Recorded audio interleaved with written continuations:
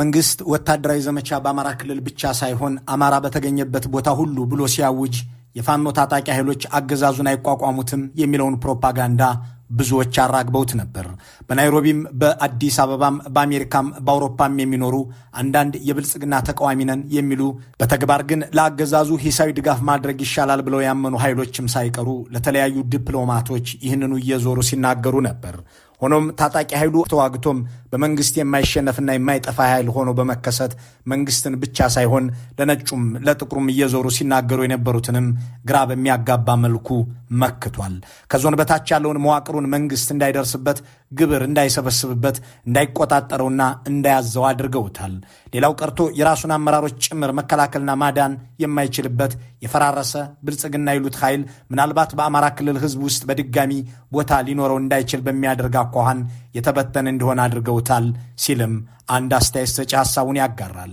የፋኖ ኃይሎች ይህንን ሁሉ ያደረጉት ደግሞ በይፋ የታወቀና ከውጭ የሚደረግላቸው የመሳሪያም የተተኳሽም ምንጭ በሌለበት ሁኔታ ነው። ኋላ ቀር መሳሪያዎችን በማንገት የተጀመረው ጸረ መንግስት ትግል ዘንድሮ ሞርታር፣ ዶሽቃ፣ ስናይፐርና መሰል መካከለኛና ከባድ የቡድንና የነፍስ ወከፍ መሳሪያዎች የታጠቅንበትን ሁኔታ ፈጥሯል የሚል አንድ የፋኖ አመራር አባል ደግሞ ወታደራዊ ልምድ የካበተበትና በርከት ያሉ የጦር መሪዎችን ያፈራንበት ዓመት ነበር ይለዋል። ይህ ያሳየው ነገርም ታጣቂ ኃይሉ ህዝብን የመረጃውና የስንቁ ምንጭ የመከላከያውና የመደበቂያው ጋሻ አድርጎ መክረሙንና ህዝቡም ይህንን ኃይል ለመንግስት አሳልፎ ከመስጠትና ከመውጋት ይልቅ አስጠግቶና አብልቶ አጠጥቶ እየደገፈው መክረሙን ነው። መንግስት ደጋግሞ በፕሮፓጋንዳ ልሳናቱና መከላከያው እንዳስከሬን የአበባ ጉንጉን ባስቀመጠላቸው ቅጥር አክቲቪስቶቹ በኩል ደጋግሞ ያስነግር የነበረው የፋኖ ኃይሎች ዘራፊ ናቸው የሚለውን እንደነበር አይዘነጋም። ሆኖም ታጣቂዎቹ በሚቆጣጠሯቸውና በሚንቀሳቀሱባቸው አካባቢዎች ባንኮችን ጠብቀው የህዝብን ንብረት በዝናብም በሌሊትም በሙቀትም በቅዝቃዜም ጉዳትና ዝርፊያ እንዳይደርስበት አድነው የከረሙ መሆናቸውን ራሱ ማህበረሰቡ የሚመሰክረው ሆኗል የሚሉ አስተያየት ሰጪዎች እስካሁን በፋኖ ኃይሎች ያስገድዶ መድፈርም ሆነ የሆስፒታሎች መጠቃት ሪፖርት አለመቅረቡንና በእነዚህ ጸረ ሰው ተግባራት በዋናነት ስሙ የሚነሳው መንግስታዊው ታጣቂ ኃይል መሆኑን ያነሳሉ። ከሲቪል ግድያም አኳያ ፋኖች ከመንግስት ጋር ሲነጻጸሩ ፍጹም በተራራቀ አሃዝ ሊገለጥ የሚችል አነስተኛ ጥፋት ያስመዘገቡ ናቸው። ፋኖ በጅምላ ገደለ የሚልም ሆነ እንደ ብልጽግናው አገዛዝ በቅዳሴም በደወርሻም ላይ ያገኘውን ሰብስቦ ገደለ የሚል ሪፖርት አልወጣበትም። የፋኖ ኃይሎችን የሚመሩት ኃይሎች በተለይ በቅርብ ጊዜያት ውስጥ ሌሎች ኢትዮጵያውያንን የሚያስቆጣና የሚተነኩስ ፕሮፓጋንዳ ማቆማቸው የአገዛዙን ባህሪና ተግባራትም ከራሱ ከመንግስት አኳያ ብቻ ተመልክተው ሲናገሩ መሰማታቸው እየበሰሉ መሆናቸውን ያሳያል የሚሉ አንድ አስተያየት ሰጪ ደግሞ በማህበራዊ ሚዲያም ሆነ በዲያስፖራው አካባቢ የሚታየው ደጋፊያቸው ግን እጅግ ያገጠጠ ጥላቻ፣ ያፈጠጠ አላዋቂነት ያለበት በመሆኑ አሁንም ያንኑ ሲያመነዥክ የሚውል ነው ይላሉ።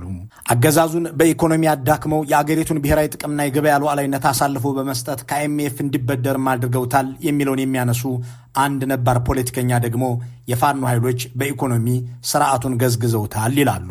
እነዚህ ከውጊያው ጋር በተገናኘ ባለፈው ዓመት የተረጋገጡ ጠንካራ ጎኖች ናቸው ማለት ይቻላል። ይሁን እንጂ አያሌ ችግሮች የሞሉት የአማራን ህዝብ ስቃይም ሆነ የኢትዮጵያን ህዝብ መከራ የሚያበዙ የአገዛዙን የስልጣን ዘመናት ደግሞ የሚያበረክቱ ተግባራትና ሰዎች የተጋለጡበትም ዓመት ሆኖ አልፏል። ይህንን ለመዳሰስ የአማራ ክልል የፖለቲካ ተዋናያንን ነጥለን እንመልከት። ብዙዎች እንደሚስማሙት በክልሉ የፖለቲካ እንቅስቃሴ ላይ ጉልህ ሚና ያላቸው የታጠቀው ፋኖ፣ የታችኛው የመንግስት መዋቅር፣ ባለሀብቱ፣ የከተማውና የሚዲያው ልሂቅ እንዲሁም ዲያስፖራው ናቸው። እነዚህን ኃይሎች በጋራም በተናጠልም እንመልከታቸው። አዲስ አበባ ላይ የተቀመጠው አገዛዝ ኋላ ቀርና በህዝቦች መካከል ግጭትን መፍጠር የስልጣን ምንጭ ነው ብሎ የሚያምን አገርን እስክትፈርስ ልንገስ ብሎ የወሰነ የከተማ ፖለቲካና ዘመናዊ አስተሳሰብ የራቀው መሆኑ ብዙም የሚያከራክር አይመስልም።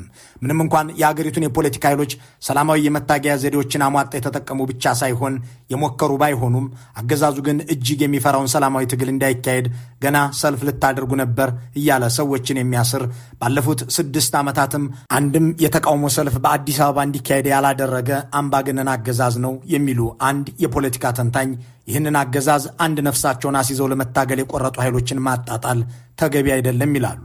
ይቀጥሉናም በስርዓቱ ላይ የተነሳው ተቃውሞ የተደራጀ ፖለቲካዊ ግብ ያለው ለኢትዮጵያም ሆነ ለመላ አፍሪካ ቀንድ ጠቃሚ ሆኖ እንዲወጣ የሚያደርግ ተቋም ያስፈልገዋል ይላሉ። አስተያየት ሰጪው ተቋም ሲሉ አንድ የጋራ ድርጅት ማለታቸው ነው። ከዚህ አንጻር ባለፈው 1 ዓመት የተረጋገጠው ነገር የክልሉ ታጣቂ ኃይሎች አንድ ላይ ለመሆን የተቸገሩ፣ የሐሳብ ጥራትና የጋራ ግብ የሌላቸው፣ ገና ካሁኑም በሊቀመንበርና በምክትል ሊቀመንበርነት ቦታዎች የሚነታረኩ፣ ልዩነታቸው አግጥጦ የወጣበት፣ አውራጃዊነት ያጠቃቸው መሆናቸውን ይበልጥ የታወቀበት ነበር የሚለውን ሐሳብ የሚስማሙ አንድ አስተያየት ሰጪ የፋኖ ኃይሎች አምና ከነበሩበት ቁመናና ከፍላጎታቸው አንጻር ከተገመገሙ ውጤታማ ናቸው ማለት አይቻልም ይላሉ። ህዝቡ መፈናቀል፣ መገደልና መጠቃት መሮት የደገፋቸው የፋኖ ኃይሎች የሐሳብ ጥራት ችግር አለባቸው የሚለውን የሚጋሩ አንድ ለዚህ ዝግጅት ሐሳብ ያዋጡ ፖለቲከኛ ደግሞ ኢሄድሪንም ኢፊድሪንም የሚያጣቅሱ የአማራ ክልልም ጠቅላይ ግዛትም የሚሉ አዲስ አስተሳሰብ እናራምዳለን እያሉ በቀደሙ ነገስታትና መኳንንቶች የሚጠሩ የጦር ክፍሎችን የሚያቋቁሙ ድሮ ናፋቂ ናቸው ይላሉ። በዚህ ሐሳብ የማይስማማ አንድ የፋኖ አመራር አባል ደግሞ አዲስ አስተሳሰብ ስንል በራሳችን ስንፍናና በትርክት ስህተት ያጣናቸውን እሴቶችና አስተሳሰቦችም ይዞ መቀጠል ነው ይላል።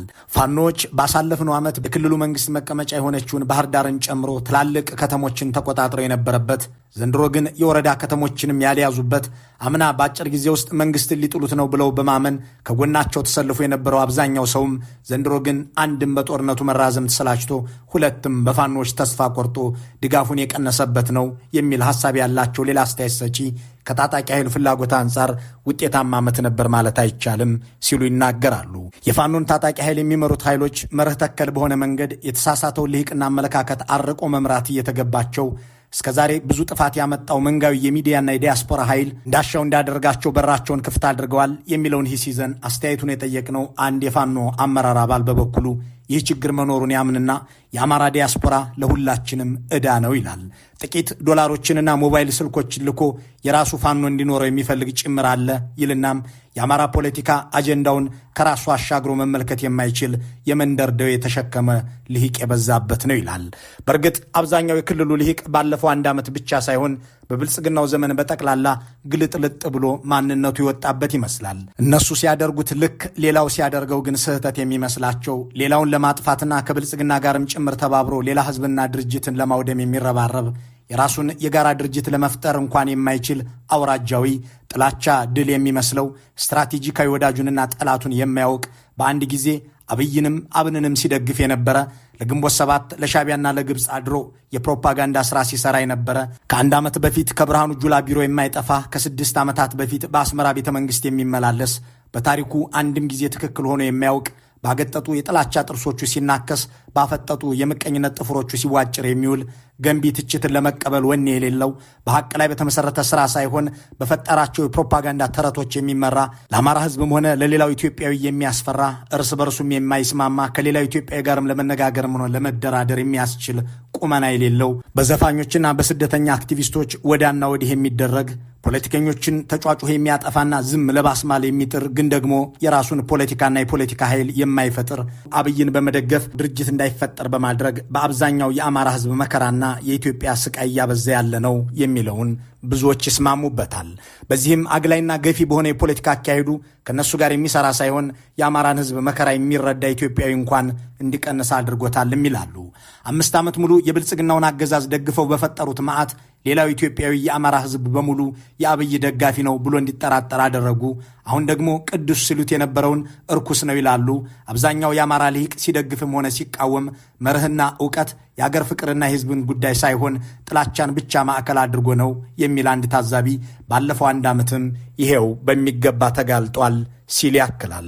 በታጣቂ ኃይሉ በኩል ደግሞ በተለይም የብልጽግናን የታችኛውን መዋቅር በፖለቲካዊ ስራዎች የፋኖ ደጋፊና የትግሉ አካል እንዲሆን ከማድረግ ይልቅ እንዲጠቃ መቀስቀሱ፣ መካከለኛውም ሆነ ከፍተኛው ባለሀብት የትግሉ ተባባሪ እንዲሆን የሚያደርግ ፖለቲካ ባለመሰራቱ የሚፈለገው ውጤት እንዳይመጣ አድርጓል ሲልም ይጨምርበታል።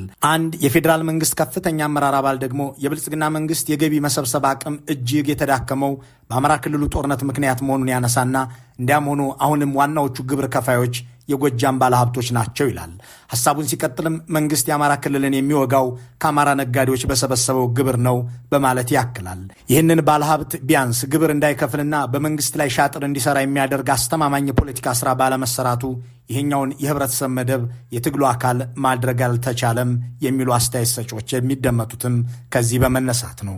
አንድን ህዝብ ወይም ቡድን መጥላት እውቀትና ድል የሚመስለው ከባለ ጠመንጃዎቹ ውጭ ያለው የአማራ ፖለቲካ ኃይል የማሸነፍ ታሪክ የለውም፣ ትክክልም ሆኖ ያውቅም የሚል አንድ አስተያየት ሰጪ በበኩሉ ከ3 ዓመታት በፊት አብይን የነካ እኛን የነካ ነው ብለው ይናገሩ የነበሩ በብልጽግናው አገዛዝ ላይ ትችት የሚያደርሱ ፖለቲከኞችንና ጋዜጠኞችን እንዲገደሉላቸውና እንዲታሰሩላቸው ሲቀሰቅሱ የነበሩት ሰዎች ዛሬ የፋኖ ደጋፊና የአማራ ተቆርቋሪ መስለው የመታየታቸው ምክንያትም ከዚሁ ከአላዋቂነታቸው በመነጨ ነው ካለ በኋላ ያ ከባህር ዳር እስከ ደብረ ታቦር የሚዘረጋ ባንዲራ ይዘን ካልወጣን ሲል የነበረ ኃይል ዛሬ አማራ መከራ ውስጥ ሲገባ የት ገባ ሲል ይጠይቃል። የአማራን ህዝብም ሆነ የኢትዮጵያን አንድነት ለመበታተን የተነሱ ገዢዎችን ለማንገስ እግር ላይ ሳይቀር ወድቀው ሲያሸበሽቡ የነበሩ አሸሼ ገዳሜ ብለው ይዘፍኑ የነበሩ ህዝብ አሳስተው ለብልጽግናው ጨካኝ አገዛዝ እንዲመቻች ያደረጉ በርካቶች ዛሬ የት እንደደረሱ አይታወቅም።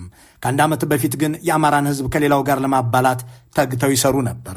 እነዚህ ኃይሎች ለዓመታት የዋይት ሃውስ ደጃፍ ላይ ቆመው ሲጮሁ ዲሞክራሲ የጠማቸው ይመስሉ ነበር የሚሉ አንድ አስተያየት ሰጪ፣ ሆኖም ግን የትግራይ ህዝብ ጥላቻ እንጂ የአማራ ህዝብ ፍቅር ኖሯቸው አያውቅም ይላሉ። በእርግጥም ዲያስፖራ በሚል ጥቅል ስም እየተጠራ የብልጽግናውን አገዛዝ ይደግፍ የነበረውና ያ ኖሞር ሲል የነበረው ኃይል ባለፈው ዓመት የአማራ ህዝብ ሲገደል አንዲት ሰዓት እንኳን ለተቃውሞ መሰለፍ ስለምን አልቻለም ያልናት አንድ አስተያየት ሰጪ መንግስትን ደግፎ ሲሰለፍ የነበረው አብዛኛው ስብስብ የአማራ ዲያስፖራ ነበር ትልና ይህ ኃይል ፖለቲካ የሚመስለው ትግራይን መጥላት ነበር። የትግራይ ጉዳይ በፕሪቶሪያ ስምምነት ሲቋጭ እሱ ወደ ስራው ተመለሰ። የትግራይ ጉዳይ በድጋሚ ቢነሳ አሁንም ግር ብሎ ብቅል ሲል ታየዋለህ ትላለች። ፖለቲካ ይገባኛል ያገባኛልም ብሎ ላለፉት ዓመታት ኢህአዴግን ለመቃወም ብልጽግናን ለመደገፍ ህወሓትንም ሆነ ትግራይንና የኦሮሞ ነጻነት ሰራዊትን ለማውገዝ ይሰለፍ የነበረው ኃይል ከጥላቻ ውጪ አጀንዳ አልነበረውም የሚሉ አንድ የዲያስፖራ ማህበር አመራር አባል ይህ ኃይል በተሰደደበት ሀገር ሳይቀር የእምነት ተቋማትን የከፋፈለ ለኢትዮጵያ ፖለቲካ ዕዳ የሆነ ኃይል ነው በማለት እርባና ቢስነቱን ያነሳል።